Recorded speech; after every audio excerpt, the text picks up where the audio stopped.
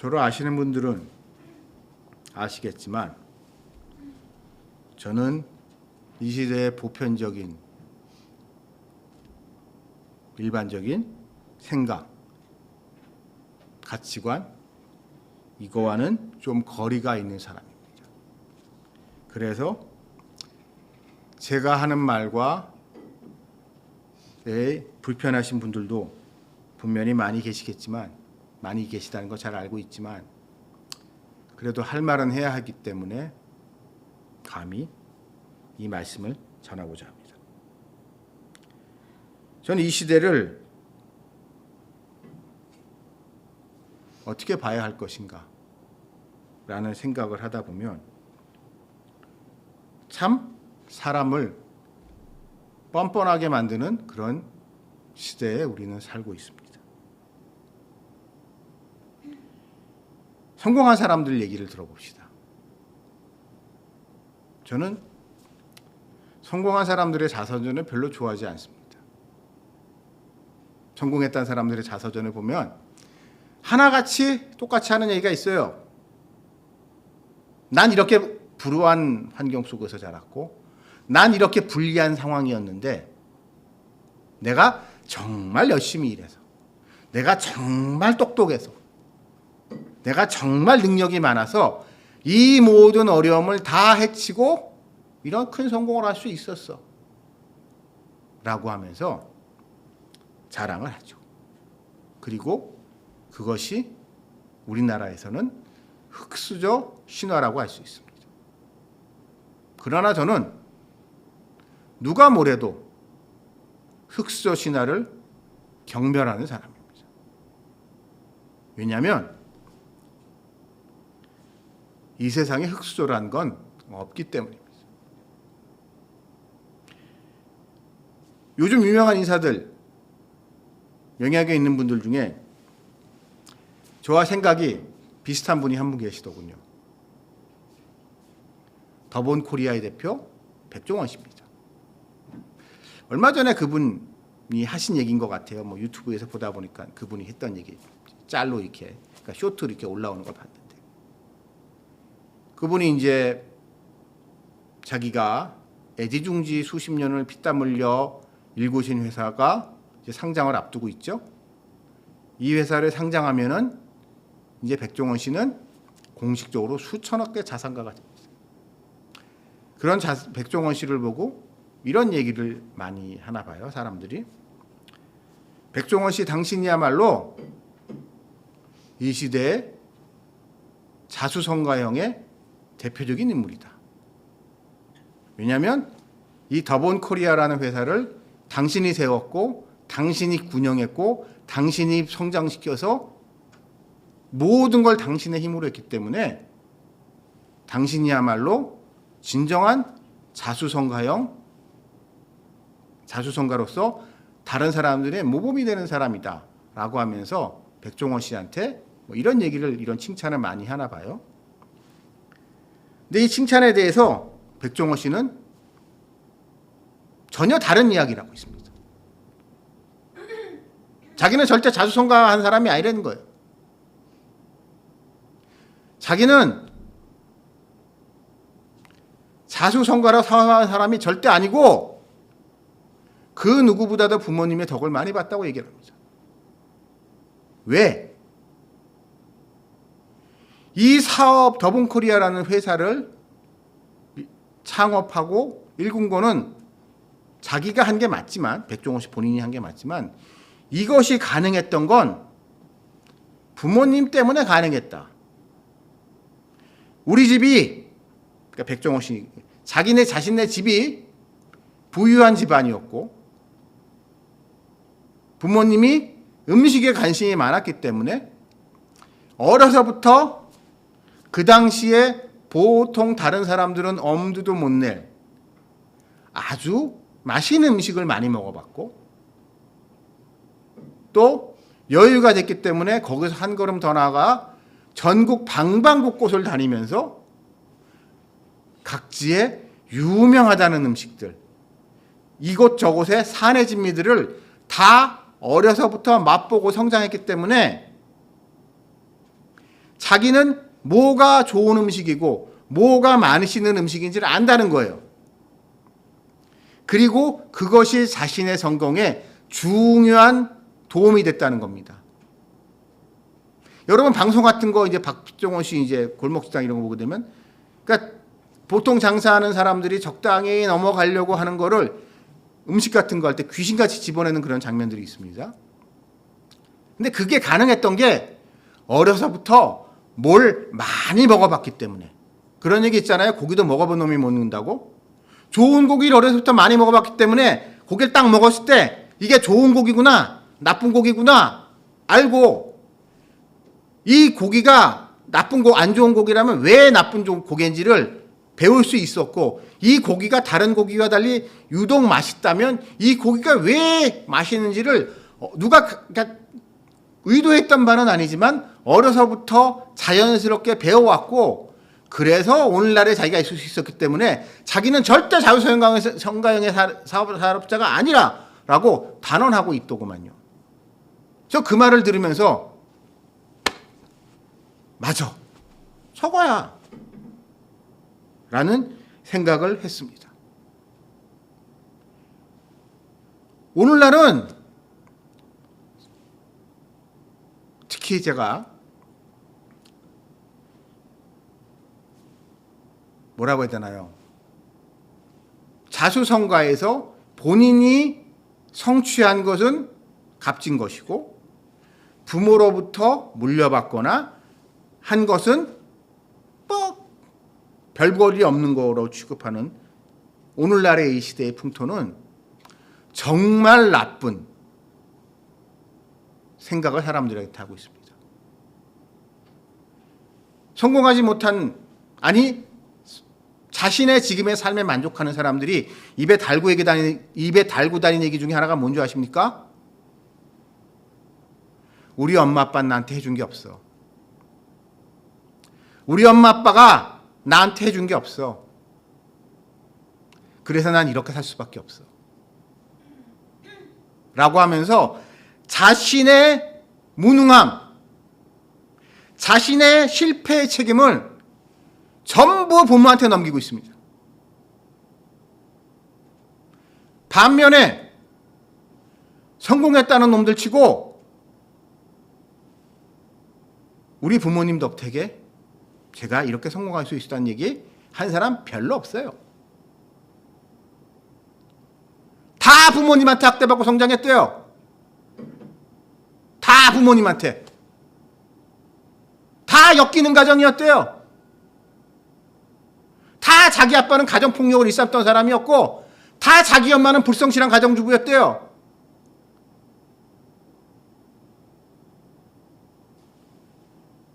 그러면서 나는 그럼에도 불구하고 나의 불굴의 의지로 노력해서 이렇게 성공했어라고 하면서 엄청 잘난 척을 합니다.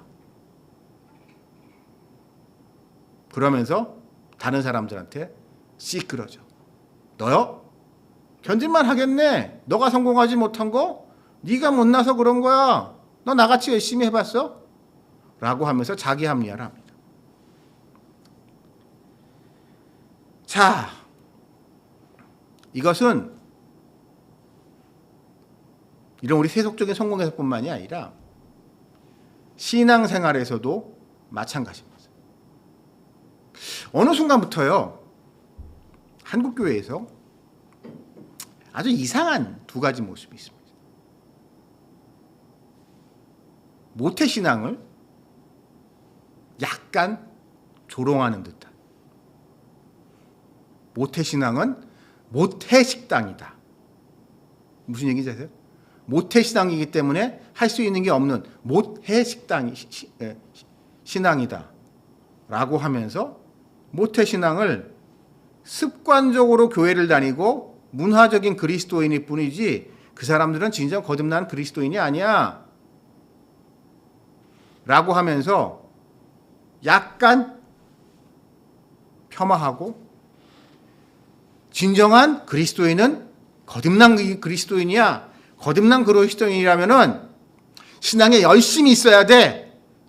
이 하나님의 교회를 위해서 내가 무언가를 열심히 하겠다, 무언가 헌신하겠다는 그러한 열정이 솟구치는 것, 그것만이 진정한 신앙이냐라고 하면서 이 모태신앙인들이라고 해야 되나요? 이런 사람들을 이렇게 약간 비꼬는 아주 나쁜 풍토들이 있어요. 그러나 여러분, 제가 자신 있게 말씀드리겠습니다.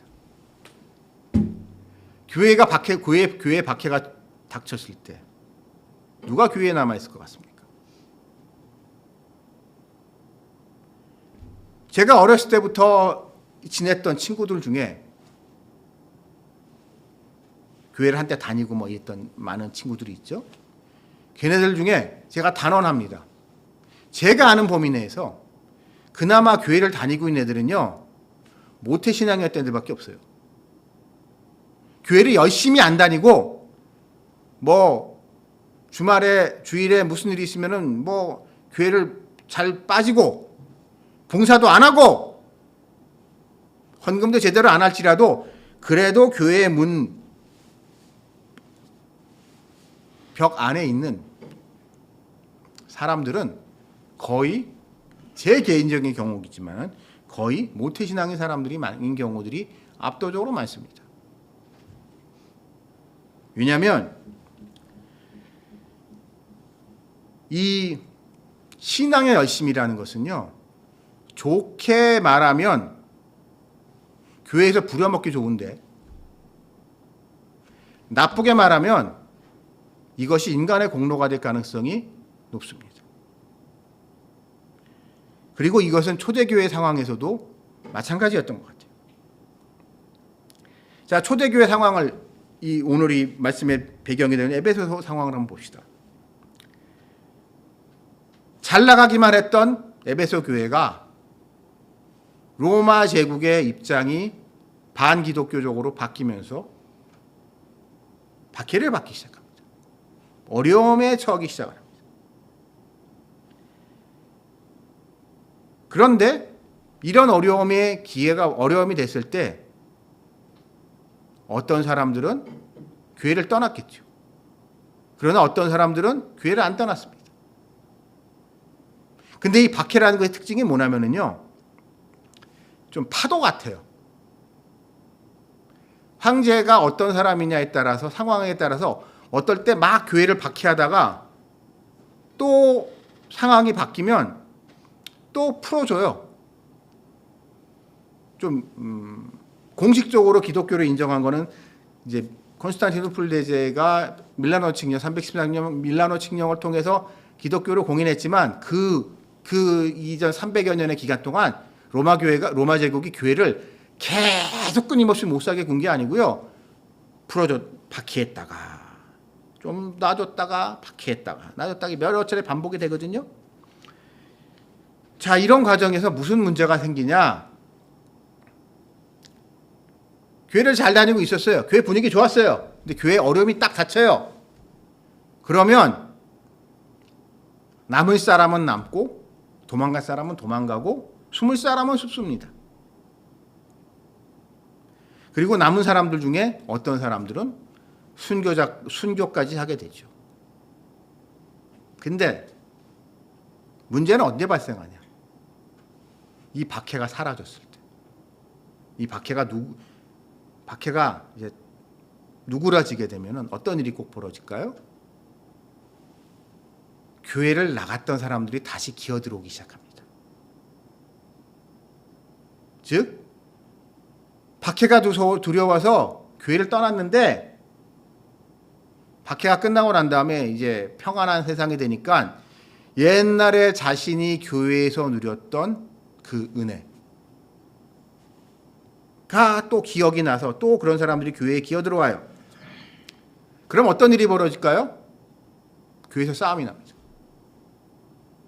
교회를 지키고 있던 사람들 입장에서는 저 사람들이 좋게 보였을까요? 아마 이랬을 것 같아요. 저라도. 저 배신자 자식들. 우리가 한참 믿을 때 어디 갔다가 말이야.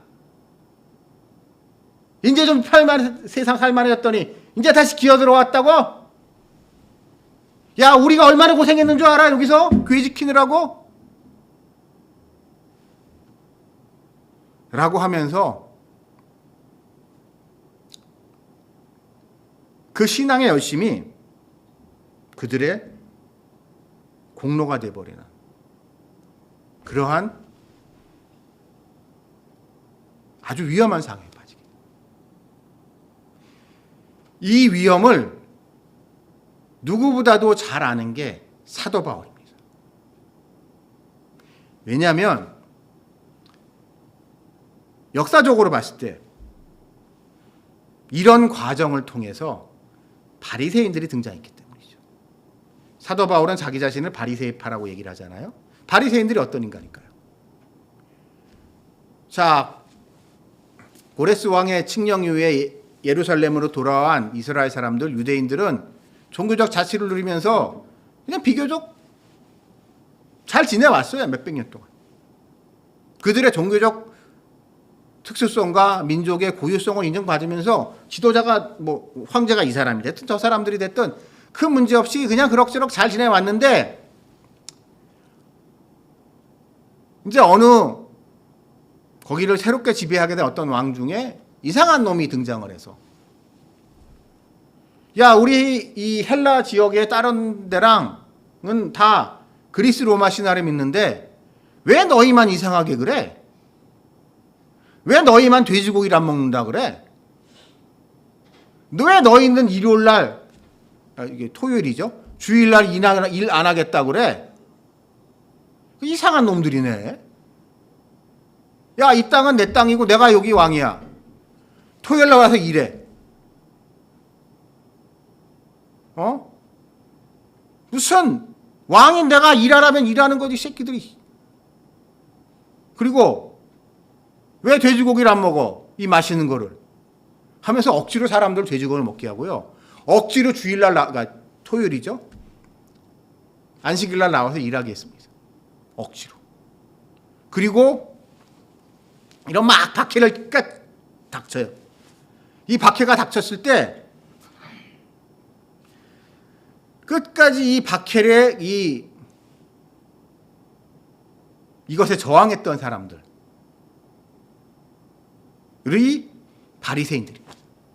그리고 이 바리새인들의 노력으로 말미암아 그 아주 이 나쁜 이방 출신의 왕을 쫓아내고 한때는 그들이 짧게나마 독립왕국을 마카베오의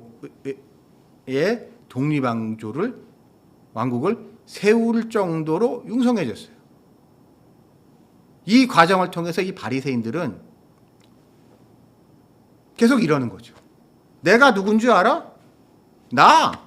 그 순교자 누구 알지? 옛날에 우리 박해받을 때. 그러니까 나 그분 제자야. 직계 제자야. 내가 그분의 몇 대 손인 줄 알아? 너희 할아버지 그때 뭐 했니? 너희 할아버지는 뭐 하셨어요? 나는 너희들하고는 혈통적으로 달라. 라고 하면서 순교자를 신격화합니다. 그러면서 그것을 통하여 자신의 권력을 정당화하고 자기와 다른 사람들을 정죄하면서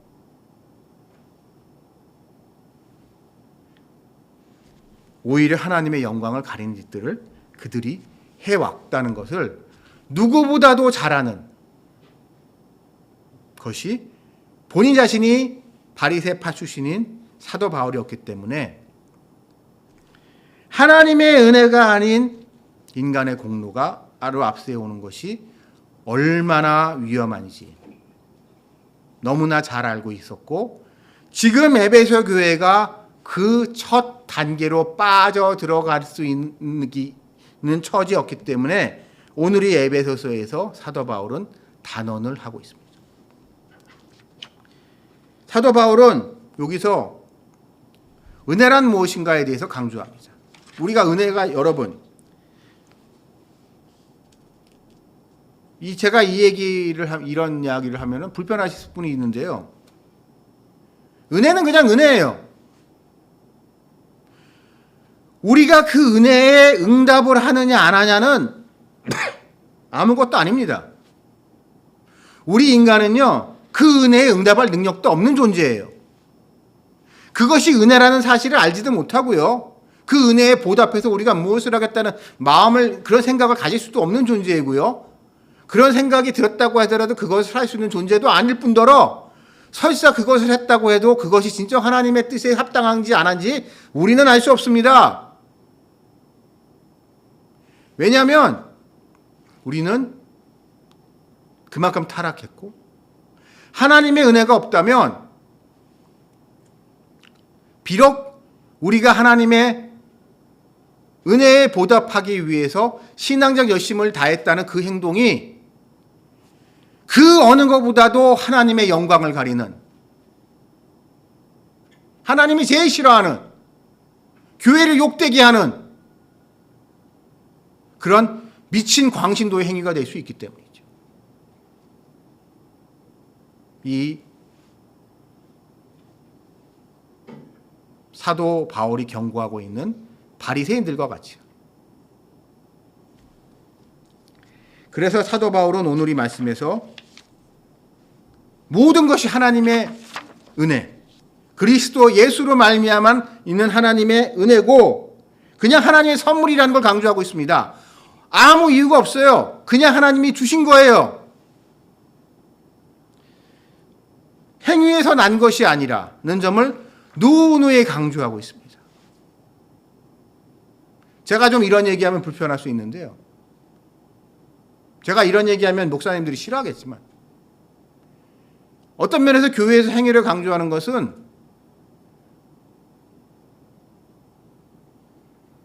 신앙적인 이유보다 현실적인 이유가 아닌가. 현실적인 교회 운영을 위한 필요 때문이 아닌가라는 의심이 들 때가 있습니다.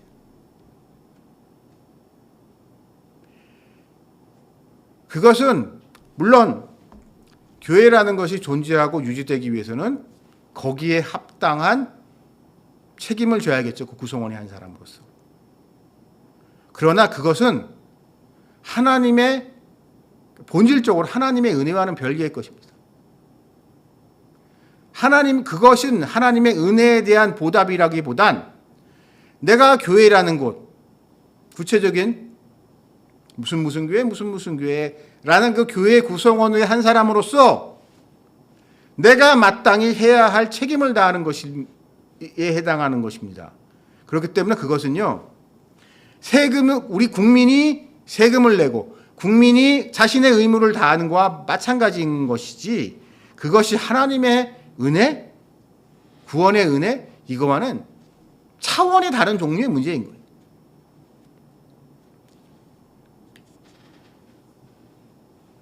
그러나 사람들이 이런 어려운 상황이 될수록 어떻게 보면 그 위기로 말미암아 더 어떤 행동을 할 것을 내지는 어떠한 행동을 하지 않을 것이 강요되고 그 선택의 기로에 선택의 순간에 어떠한 선택을 했느냐, 그것이 그의 공로가 되는 경우가 많은데 가장 우리에게 있어서 중요한 상황이 아마도 신사참배가 아닌가 싶습니다. 저는 신학을 공부하기 전에 는 몰랐지만 신학을 공부하고 한국 교회사를 연구하면서 발견하게 된 흥미로운 사실이 신사참배를 거부했던 일명 추록성도란 분들이 계세요. 추록성도란 분들이 계신데 이들의 상당수가요, 끝이 안 좋아요. 오히려 한국 교회에 해악을 끼친 경우가 많습니다. 왜요? 남들을 정죄했기 때문에. 감옥에서 나왔습니다. 일제가 패망하고. 교회에 많은 분들은 하나님이 우리의 기도에 응답해 주셨다. 당신이 목사님께서 저 외놈들의 신사참배, 우상에게 무릎 꿇지 않은 우리의 자랑이십니다라고 하면서 사람들이 축켜 세워졌을 거 아니에요? 너무 당연한 이야기인데 그때 많은 분들이 선을 넘어요. 즉 다른 그리스도인들, 다른 목회자들에 대해서 당신이 그리스도인 맞아? 신사참배한 당신 같은 사람이 목사라고 할 수 있나? 그러고 목사라고 사람들한테 말씀 듣기 부끄럽지 않으세요? 라고 하면서 한마디로 얘기해서 교권을 독점하려고 했습니다. 좀 심하게 말해서 나 같은 사람만 목사해야 되고 너희는 우상에 무릎 꿇은 너희는 목사될 자격이 없으니까 다 나가 라는 식으로 선을 넘고 맙니다. 근데 그 이야기를 또 어느 목사님이 이런 얘기를 하셨대더구만요.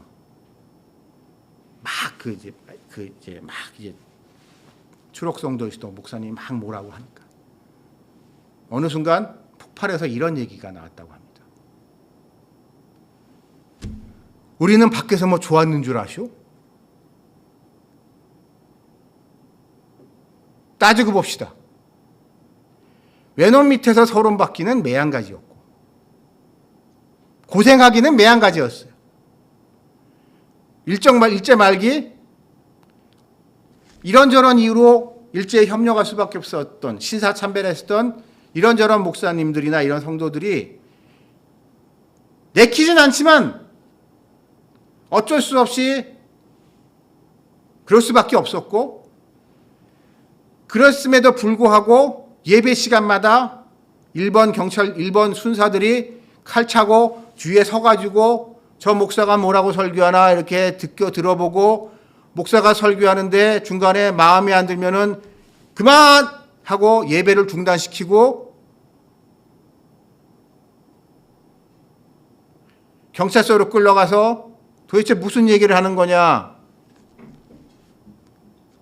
라고 하면서 남아있던 분들도 그렇게 행복한 상황이 아니었거든요. 근데 마치 고생을 혼자 다 한 것 같이 떠드는 추록성도들을 보면서 참다 한마디로 꼭지가 돈 거죠. 그리고 그것 때문에 결국 한국교회는 분열하게 됩니다. 교회에 그런 얘기들을 많이 하잖아요. 한국의 개신교, 장로교, 잠로교, 감리교, 뭐가 많아. 장로교 내에도 뭐 통합, 합동, 뭐 해가지고 왜 여러 개 교단이 많아. 교파가 많아. 물어보시는데요. 다 그 역사적 기원을 거슬러 올라가게 되면요. 이 신사참배 문제랑 다 얽혀 있어요. 지금만 돌이켜 생각해보면 신사참배를 끝나고 신사참배를 거부해서 옷걸어 주신 분들이 감옥에서 나왔을 때 겸손하게 여러분도 고생이 많으셨죠. 우리 해방된 조국에서 우리 교회를 다 같이 힘을 합쳐서 다시 잘 부흥시켜 봅시다 라고 했으면 교회 이렇게 절대로 분열되지 않았습니다.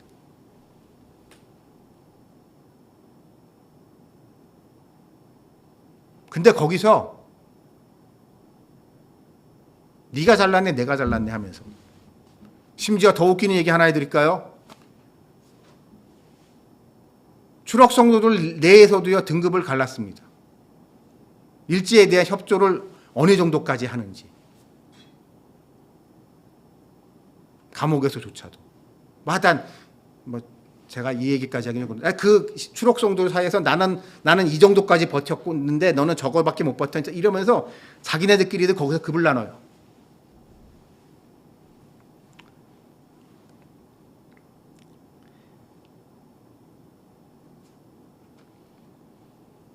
제가 이 얘기를 하는 것은 우리 인간의 공로를 치하하는 거. 누군가 공을 세우면 공에 대해서 우리는 치하하게 돼 있습니다. 그러면서 그 일을 해낸 사람을 신격화시키고 싶은 유혹에 빠지게 돼요.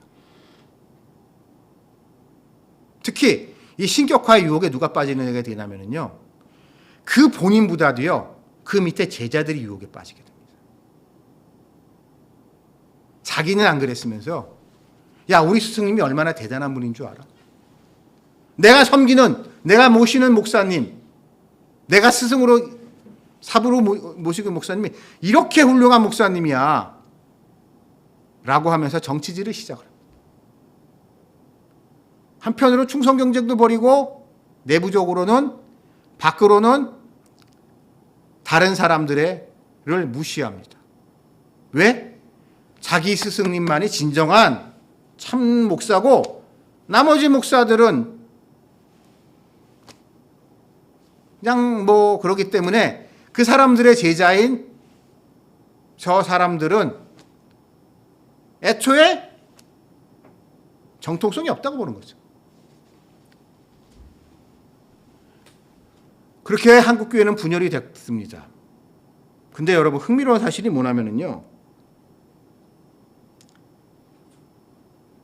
이러는 와중에서 좀 포용과 관용? 잘못한 건 잘못한 거고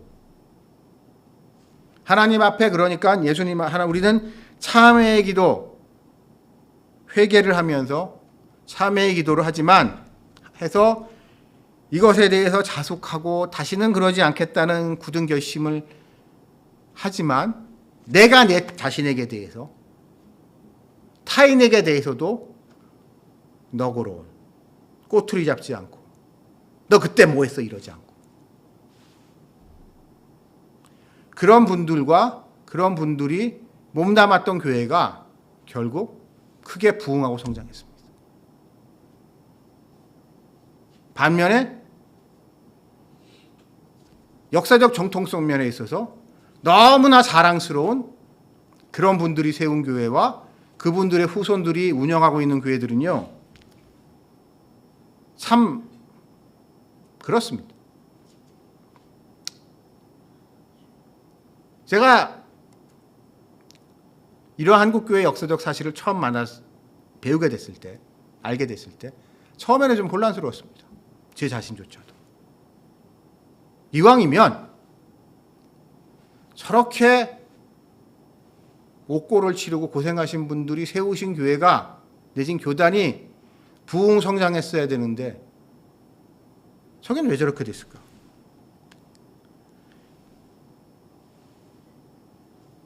하지만 우리는 여기서 이 오늘 본문의 말씀에서 해답을 찾을 수 있습니다.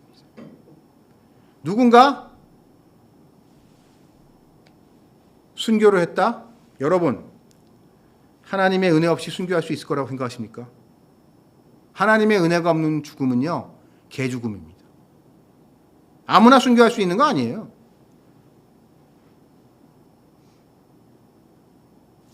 그런 고난 견뎌낼 수 있고 그것을 선택할 수 있었던 그 또한 하나님의 은혜이라는 점을 생각한다고 하면 내가 그때 그랬고 너는 그때 뭐 했니? 라는 이러한 교만한 마음을 갖지 않았을 것이라고 저는 생각을 하고 그것을 오늘 이 모습은 전형적으로 바리새인들에게서 나타났던 모습이었기 때문에 그것을 경고하기 위해서 2000년 전에 사도 바울이 에베소서 통해서 우리에게 이렇게 하나님에서 났고 하나님의 선물인가라는 것을 강조하고 계신 겁니다. 그렇기 때문에 우리는 우리의 믿음에 있어서 자랑할 것 아무것도 없습니다. 오늘 이 본문 에베소 앞에서 그랬죠? 교회는 그리스도의 몸이다. 교회의 머리 대신 그리스도라고 얘기하는 표현이 계십니다. 근데 여러분, 우리에게 더 익숙한 포도나무 비유도 한번 생각을 해봅시다. 거기에 우리 접붙임을 받는 겁니다. 몸의 지체가 되는 겁니다. 근데요, 우리 중에 어느 누구도 내 힘으로 접붙임을 받을 수 있는 사람 한 명도 없어요. 여러분, 나무 하나, 포도나무 접붙이는 거 보십시오. 누군가 농부가 와서 기존의 나무에 접을 붙여줘야지 접을 붙일 수 있는 거예요. 옆에 있는 나무가 아무리 잘났어도, 아무리 능력 있고, 아무리 노력을 해도 자기 힘으로 접붙여질 수 있는 나무는 단 한 그루도 없습니다. 몸도 마찬가지고요. 그리스도의 몸된 교회의 한 지체로서 들어와야 하는데 내가 들어와서 거기에 딱 붙는다고 되는 게 아니에요. 들어올 수도 없고 알지도 못하고 그러므로 자랑할 것은 아무것도 없는 겁니다. 그리고 그렇게 아무것도 자랑하지 않을 때 그때 교회의 평안이 있고 하나님의 영광이 나타나고 그리스도의 사랑이 증거되는 겁니다. 오늘 한국교회가 문제가 뭔지 아십니까? 아니, 이 시대의 문제가 뭔지 아십니까? 인간들이 모든 좋은 거는 내 덕이고 모든 나쁜 거는 남의 덕이에요. 그 남의 한 사람이 누군지 아세요? 하나님이에요. 세상의 모든 모순은 하나님 때문이라고 하면서 이렇게 세상이 모순 덩어리인데 어떻게 하나님이 있다고 얘기를 하냐? 라고 하는 인간들이 되게 많습니다. 그러나 저는 양심이 있는 사람이라면 이렇게 얘기하고 싶습니다. 세상이 이렇게 엉망인데도 세상이 왜 안 망하지 않을까? 이 세상을 냉정하게 바라보게 되면 이 세상은 당장 싸움이 나서 요절나도 이상할 게 없는데 어느 권력 잡은 몇몇 사람들이 약간 헷가닥 돌아가지고 버튼 하나 누르면 이 지구는 멸망하는데